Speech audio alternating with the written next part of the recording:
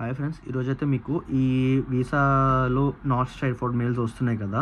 So దాని గురించి అయితే మీకు క్లియర్గా ఎక్స్ప్లెనేషన్ ఇస్తాను. ఈ మెయిన్ టెక్ వాళ్ళకి కూడా చాలామందికి నాట్ స్ట్రైట్ ఫార్వర్డ్ మెయిల్స్ వచ్చాయి, చాలామందికి ఇంకా వీసాస్ కూడా రాలేదు. సో దాని గురించి అయితే మీకు క్లియర్గా ఒక వీడియో చేసి ఈ వీడియోలో మీకు మొత్తం దీని గురించి ఒక డొమైన్ నాలెడ్జ్ అనేది క్లియర్గా ఇస్తాను. అసలు ఫస్ట్ ఆఫ్ ఆల్ ఇవి నాట్ స్ట్రైట్ ఫార్వర్డ్ మెయిల్స్ ఎందుకు ఇస్తున్నారు చెప్పాలంటే, చెప్పాలంటే ఫస్ట్ థింగ్ ఏంటంటే మన డాక్యుమెంట్స్ వెరిఫికేషన్ చేయకుండానే మెయిల్స్ పెట్టేస్తున్నారు. ఫస్ట్ మీరు అది అబ్జర్వ్ చేయాలి. మీరు ఎందుకంటే మన డాక్యుమెంట్స్ వెరిఫికేషన్ చేయడానికి ఫస్ట్ వాళ్ళు ఇచ్చిన వెంటనే వాళ్ళు వెరిఫికేషన్ చేయరు. మన డాక్యుమెంట్స్ ఎప్పుడైతే సబ్మిట్ చేస్తామో దాని నెక్స్ట్ 1.5 డే కానీ సెకండ్ డే కానీ వెరిఫికేషన్ ప్రాసెస్ అనేది స్టార్ట్ అవుతుంది. బట్ ఈ నాట్ స్ట్రైట్ ఫార్వర్డ్ మెయిల్ అనేది మన అప్లికేషన్ సెంటర్లో అప్లికేషన్ సబ్మిట్ చేసిన నెక్స్ట్ 5 అవర్స్లోనే మనకు మెయిల్ వచ్చేస్తుంది, ఆర్ఎల్స్ దాన్ని మరుసటి రోజు వస్తుంది. సో మీరు అబ్జర్వ్ చేయాల్సింది ఏంటంటే మన డాక్యుమెంట్స్ ఓపెన్ చేయకుండానే వాళ్ళు నాట్ స్ట్రైట్ ఫార్వర్డ్ మెయిల్ పెడుతున్నారు. దట్ మీన్స్ మన డాక్యుమెంట్స్లో ఎలాంటి ఎర్రర్ లేదు. ఫస్ట్ అది అబ్జర్వ్ చేసుకోండి, మీరు ఏం భయపడద్దు. కొంతమంది ఏమనుకుంటారంటే, ఓకే మన అప్లికేషన్స్లో ఏదో సమ్ ఎర్రర్ ఉంది, మనం ఏదో ఒక డాక్యుమెంట్ మర్చిపోయాం స్కాన్ చేయకుండా, మన డాక్యుమెంట్స్లో ఏదో కొంచెం అనుకోకుండా ఏదో తప్పు పెట్టేసాం, దానివల్లే మనకి వీసా అనేది లేట్ అయిపోతుంది అనుకుంటారు. కానీ అలాంటిది ఏం కాదు. మ్యాటర్ ఏంటంటే వాళ్ళకి ఒక ఇంటెక్కి ఎంతమంది అప్లై చేస్తున్నారు యూకే వీసా కోసం, స్టూడెంట్ వీసా కోసం. అంతమంది స్టూడెంట్స్కి ఒకేసారి వీసా టైం టు టైం ఇవ్వాలంటే కష్టం. సో వాళ్ళు ఏం చేస్తున్నారంటే, వీసా ఎలా అప్లై చేసినా వాళ్ళకి వర్క్ కంప్లీట్ అయిన టైం తర్వాతే వీసాస్ ఇస్తున్నారు. వాళ్ళ వర్క్ చాలా ఉంటుంది, bulk amount of visas applications ఉంటాయి కదా. సో వాళ్ళందరికీ వాళ్ళ ప్రాసెస్ చేసి వాళ్ళు అనుకున్న టైంకి అయినప్పుడు మాత్రం వీసాస్ ఇస్తున్నారు. అంతేగాని మన డాక్యుమెంట్స్లో ఏదో తప్పిదం ఉండడం వల్ల ఇస్తున్నారని మాత్రం అనుకోవద్దు. సో నెక్స్ట్ ఏంటంటే, ఈ visa not straight forward mail రాగానే చాలామందికి 7th డేకే పాస్పోర్ట్లు వచ్చేస్తున్నాయి, వీసా వచ్చేసి. సెకండ్ సినారియో ఏంటంటే, ఈ మెయిల్ వచ్చిన నాట్ స్ట్రైట్ ఫార్వర్డ్ మెయిల్ వచ్చిన నెక్స్ట్ 15 డేస్ కాదు, 15 business days, not Saturday Sundays, only Monday to Friday ఇవి ఇంక్లూడ్ చేసుకోండి. అలా 15 బిజినెస్ డేస్. అలా 15 బిజినెస్ డేస్ తర్వాత బ్యాంక్కి వెరిఫికేషన్ మెయిల్ వెళ్తుంది మన ఫండ్స్ గురించి. సో ఫండ్స్ వెరిఫికేషన్ అనేది రీవర్ట్ మెయిల్ ఇస్తే మనకి వెంటనే 5 బిజినెస్, దాని తర్వాత వచ్చే 4 to 5 బిజినెస్ డేస్లో మనకి పాస్పోర్ట్ అనేది చేతికి వచ్చేస్తుంది. కొంతమందికి అలా పాస్పోర్ట్ రాకుండా థర్డ్ సినారియో, కొంతమందికి అలా పాస్పోర్ట్ సేమ్ ఇలాగే 15 బిజినెస్ డేస్ తర్వాత బ్యాంక్ వెరిఫికేషన్ మెయిల్ అవుతుంది. వెరిఫికేషన్ రీవర్ట్ మెయిల్ వెళ్ళిన తర్వాత మన బ్యాంక్ నుంచి ఫండ్స్ వెరిఫికేషన్ అయిపోయిన తర్వాత మనకి ఇంటర్వ్యూ పెట్టడం ఏదో చేస్తాడు.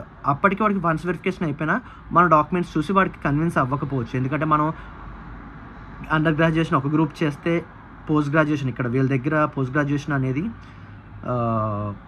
డిఫరెంట్ గ్రూప్ తీసుకుంటున్నాము కోర్స్ అనేది. ఎందుకంటే మన ప్రీవియస్ డిగ్రీ ఇప్పుడు తీసుకోబోయే పోస్ట్ గ్రాడ్యుయేషన్ డిగ్రీ గ్రూపు అన్రిలేటెడ్గా ఉంటే, మనం ఇంతకుముందు ఒక కోర్స్ చేస్తాం, నెక్స్ట్ దానికి రిలేటెడ్ కోర్స్ తీసుకోకుండా అన్రిలేటెడ్ కోర్స్ తీసుకుంటే వాడు ఆ రీజన్ మీదనే ఇంటర్వ్యూ పెట్టే ఛాన్సెస్ ఉంటాయి. ఎందుకంటే ఇప్పుడు మీరు డిగ్రీలో బీకామ్ బీఏనో చేస్తున్నప్పుడు ఎంబీఏ చేయడం అనేది కామన్ థింగ్. బట్ బీటెక్ కూడా ఎంబీఏ ఈ మధ్యన ఏంటంటే బీటెక్ కూడా ఎంబీఏ, పాలిటెక్నిక్ చేసినోడు ఎంబీఏ, ప్రతి ఓడు అండర్ గ్రాడ్యుయేషన్లో ఏ గ్రూప్ చేసినా దానికి రిలేటెడ్ కోర్స్ తీసుకోకుండా ప్రతి ఒక్కరు కామన్గా తీసుకునే గ్రూప్ ఎంబీఏ తీసుకుంటున్నారు. సో అలా ఎంబీఏ తీసుకోవడం వల్ల పెట్టడం కాదు, మనం చేసిన ప్రీవియస్ స్టడీస్ని బట్టి దానికి అన్రిలేటెడ్గా గ్రూప్ ఏమైనా తీసుకుంటే దానివల్ల పెట్టే ఛాన్సెస్ ఉంటాయి ఇంటర్వ్యూస్. సో ఇంటర్వ్యూ అంటే ఎలా అంత కష్టంగా ఏమి ఉండదు, జస్ట్ సేమ్ థింగ్. మీకు క్యాష్ ఇంటర్వ్యూ ఎలా జరుగుతుందో సేమ్ ఈ ఇంటర్వ్యూ కూడా అలానే ఉంటుంది. సో మీరు కొంచెం ఏదన్నా ఉంటే ఆనెస్ట్గా చెప్పేసేయండి. అంతేగాని మీరు ఏదన్నా వాడికి ఆల్రెడీ వాడి దగ్గర కొన్ని మన జాతకం ఉంటుంది ఎంతో కొంత, కాకపోతే మీరు ఏదన్నా అబద్ధం చెప్పినా అందులో కనిపిస్తుంది. కాబట్టి చూసుకుని ఆనెస్ట్గా జెన్యున్గా ఆన్సర్ ఇచ్చేయండి. అది ఒకవేళ మీ గ్రేడింగ్స్ వల్ల కావచ్చో లేకపోతే ఏదైనా అడగడం వల్ల కావచ్చో, మీరు ఆనెస్ట్గా నిజమైనా సరే చెప్పినా మీకు ఎంత నిజం చెప్తే అంత మంచిది. సో మీరు ఇంటర్వ్యూలో ఎలాంటివి ఏదో కవర్ చేసుకోవడం కోసం చెప్పకుండా జెన్యున్గా యూకే ఎందుకు వస్తున్నారు, సో స్టడీస్ వాళ్ళు మీ స్టడీ పర్పస్, సో మీరు స్టడీస్ అయిపోయిన తర్వాత మీరు ఇండియా వెళ్ళిపోతారా లేదా ఇవేవో కొన్ని అడుగుతారు కొన్ని.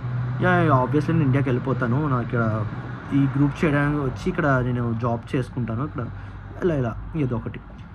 సో ఇలా ఇంటర్వ్యూ అయిపోయిన తర్వాత మీకు వీసా అప్డేట్ అనేది వచ్చేస్తుంది. సో ఇలాగా, కాకపోతే టైం గ్యాప్ ఎలా కాదనుకున్నా 1.5 month టైం గ్యాప్ పట్టేస్తుంది వీసాస్ రావడానికి ఈ మధ్య. సో ఈ మెయిన్ టెక్ వాళ్ళలో చాలామందికి నాట్ స్ట్రైట్ ఫార్వర్డ్ మెయిల్స్ వచ్చాయి. వచ్చిన వాళ్ళందరికీ కన్ఫర్మ్గా 20 to 30% పీపుల్ అందరికీ అప్లికేషన్స్ పెట్టిన మినిమం 30 to 40 మెంబర్స్ వేసుకోండి. 30 to 40% ఆఫ్ పీపుల్కి ఒక 10,000 మంది అప్లికేషన్స్ పెడితే అందులో 4,000 మందికి కన్ఫామ్గా 1.5 మంత్ లేట్ అవుతుంది వీసాస్ రావడానికి. కాబట్టి వెయిట్ చేయండి. సో ఈ లోపే మీరు వీసా అప్లికేషన్స్ అన్ని విత్డ్రాల్ చేసుకుంటే మాత్రం మనీ వేస్ట్ అవుతుంది. సో విత్డ్రాల్ మాత్రం పెట్టకండి. వీసా లేట్ అయినా వస్తుంది. వచ్చిన తర్వాత ఒకవేళ మీకు ఎన్రోల్మెంట్ టైం దాటిపోతే దానికి నెక్స్ట్ అవైలబుల్ ఇంటేక్ తీసుకోండి. ఎందుకంటే మీ వీసా రాగానే మీరు ఆ వీసాకి టైం ఉంటుంది. ఆ వీసాకి 3 months టైం ఉంటుంది. ట్రావెలింగ్ టైం అనమాట, వీసా టైం కాదు, ట్రావెలింగ్ టైం. సో ట్రావెలింగ్కి 3 months టైం ఉంటుంది. ఆ 3 months లోపల ఏదో ఒక డేలో మీరు బయలుదేరిపోవాలి. సో మీకు మే ఇంటేక్ అవ్వకపోతే సెప్టెంబర్ ఇంటేక్ ఉంది. సెప్టెంబర్ ఇంటేక్ అంటే ఆగస్ట్ ఇంటేక్. మీరు ఆగస్ట్లో వెళ్ళొచ్చు, జూలైలో కూడా వెళ్ళొచ్చు. ఒక 1.5 month ముందే వెళ్ళొచ్చు, ప్రాబ్లం ఏం లేదు. సో మీరు నెక్స్ట్ అవైలబుల్ ఇంటెక్కి మీ క్యాష్ లెటర్ని డిఫర్ చేసుకోండి. క్యాష్ లెటర్ డిఫర్ చేసుకుంటే మీరు మీకు మెయిన్ టెక్ ఏదైతే వీసా వచ్చిందో మీరు అదే క్యాష్ డిఫర్ చేసుకుని ఆ వీసాతో మీరు వెళ్ళొచ్చు.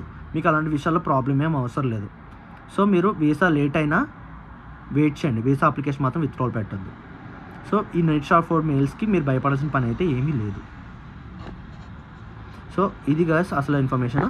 మీకు ఇంకా ఏదైనా ఫర్దర్గా డౌట్స్ ఉంటే నా బయోలో నా ఐజీ ఐడి ఉంది, నా ఛానల్ బయోలో. సో ఐజీకి కాంటాక్ట్ అయ్యి హాయ్ పెట్టండి. నేనైతే మీ డౌట్స్ ఏమైనా ఉంటే నేను ప్రతిదీ క్లారిఫై చేస్తాను. మీకు ఇందులో ఏం డౌట్ ఉన్నా లైక్ ఈ వీసా అప్లికేషన్ మీద కానీ, లైక్ ఫర్దర్గా ఎన్రోల్మెంట్ టైం దాటిపోతుంది నెక్స్ట్ అవైలబుల్ ఇంటెక్కి సేమ్ వీసా మీద వెళ్ళచ్చా లేదా కానీ దీని గురించి ఫర్దర్ వీడియోలో చేస్తాను. ఆ వీడియో కోసం అయితే మీరు సబ్స్క్రైబ్ చేసుకున్నా చేసుకోకపోయినా పెద్ద ప్రాబ్లం లేదు. నేను ఏదో వీడియోస్ వ్యూస్ కోసం చేయట్లా. కొంతమంది టెన్షన్ పడుతున్నారు. సో నాకు కూడా వీసా లేట్ అయింది. నేను ఫేస్ చేసిన సినారియో మిగతా వాళ్ళకి తెలియాలి. నాకు ఎలా వీసా వచ్చిందో కూడా మీకు తెలియడం కోసమే మీకు ఈ వీడియో చేస్తున్నాను. సో మీకు ఫర్దర్గా నెక్స్ట్ ఏమైనా ఇన్ఫర్మేషన్ కావాలంటే మాత్రం నాకు కాంటాక్ట్ చేయండి. No problem. నేను ఏ టైంకైనా అవైలబుల్ ఉంటాను. మెసేజ్కి ప్రతిదానికి రిప్లై ఇస్తాను. ఐజీకి మాత్రం కాంటాక్ట్ చేయండి. నా బయోలో ఉంది నా Insta ID. So okay guys, have good day.